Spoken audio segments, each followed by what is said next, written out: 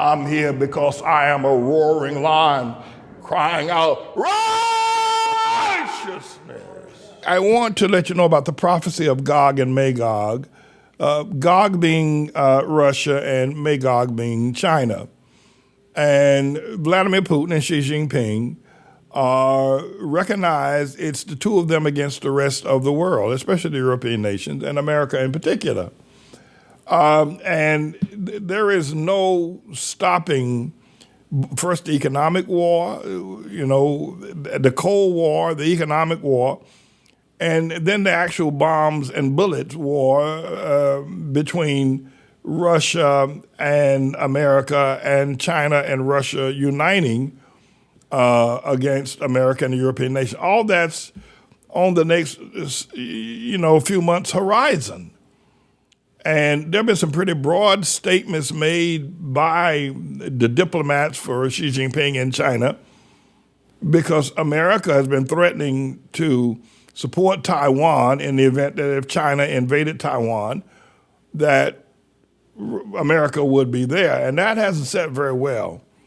So I have to, unfortunately, bring you another one of these liberals, Fareed Zakaria, and he is a liberal, wears lipstick.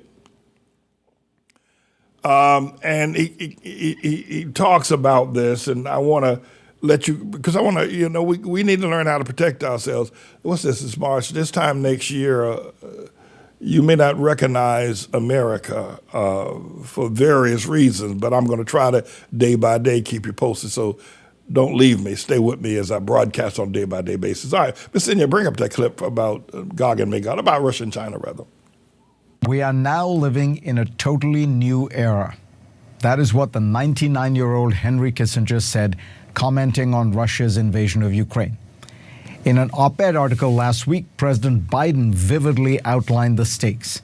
He wrote, "If Russia does not pay a heavy price for its actions, it will send a message to other would-be aggressors that they too can seize territory and subjugate other countries.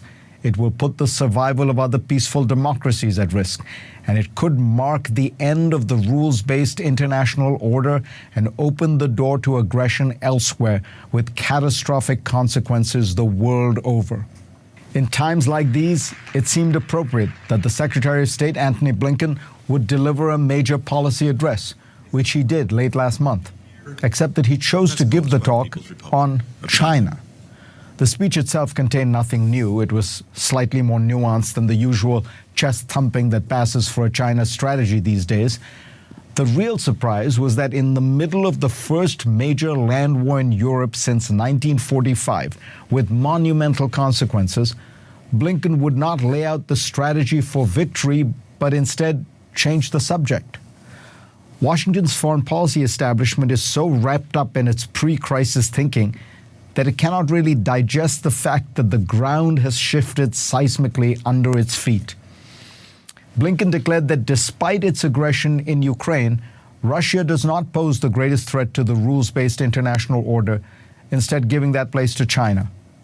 As Zachary Karabel suggests, this requires a willful blindness to 2 decades of Russian aggression. Russia has invaded Georgia and Ukraine and effectively annexed parts of those countries. It brutally unleashed its air power in Syria, killing thousands of civilians. In responding to Chechnya's desire for independence, it flattened large parts of the Russian Republic, including its capital, with total civilian casualties in that conflict estimated in the tens of thousands at least. Putin has sent assassination squads to Western countries to kill his enemies, has used money and cyber attacks to disrupt Western democracies, and most recently has threatened the use of nuclear weapons. Does any other country even come close?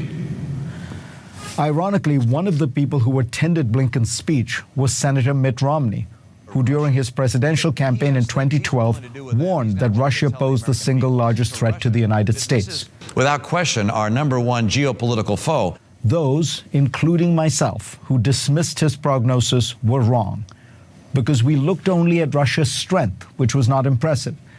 But Romney clearly understood that power in the international realm is measured by a mixture of capabilities and intentions. And while Russia is not a rising giant, It is determined to challenge and divide America and Europe and tear up the rules-based international system. Putin's Russia is the world's great spoiler state. This phenomenon of a declining power becoming the greatest danger to global peace is not unprecedented.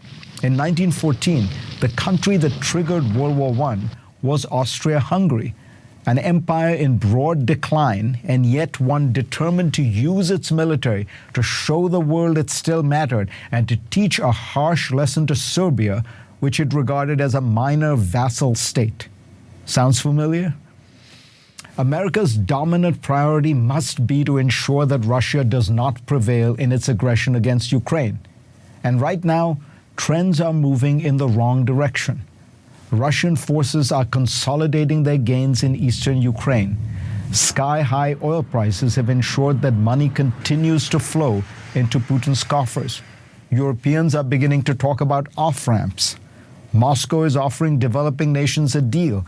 Get the West to call off sanctions, it tells them, and it will help export all the grain from Ukraine and Russia and avert famine in many parts of the world. Ukraine's leaders say it still does not have the weapons and training it needs to fight back effectively. The best China strategy right now, by the way, is to defeat Russia. Xi Jinping has made a risky wager in backing Russia so strongly on the eve of the invasion. If Russia comes out of this conflict a weak, marginalized country, that will be a serious blow to President Xi, who is personally associated with this alliance with Putin. If, on the other hand, Putin survives and somehow manages... It's quite interesting if you're in a global historical history about wars and about tyrants and autocrats and fascists and dictators and just killing of tens of thousands of people to occupy other people's land. And one of the things that you might argue, say, well, you know, with what Russia did with Chechnya, and tens of thousands of people were killed, and what's happening now with Russia and Ukraine, all these young men dying. The issue is that you can say, well, Russia's a Putin rather is a cold-blooded killer, and maybe 1 million people will die. I know 24 million people died in World War II, Russians rather. Only 450,000 Americans died in World War II with Hitler. 24 million Russians died because of Poland and Russia and its proximity in Europe to Hitler and his regime. However, you would want to say, why would any king or person want to kill so many people? The problem is that Satan is a madman, and he makes other nations try to gobble. If Russia does not invade Ukraine and the European Union will ultimately invade Russia. That's just all there is to it. That's just human. That's just, people look at what Hitler did in invading Poland. In 17 days, Poland fell, and taking Czechoslovakia and invading Russia.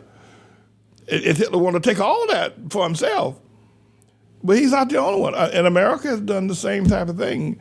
America has invaded Mexico. They've invaded, a whole lot of other people, and then they've colonized all over everywhere, including Europe.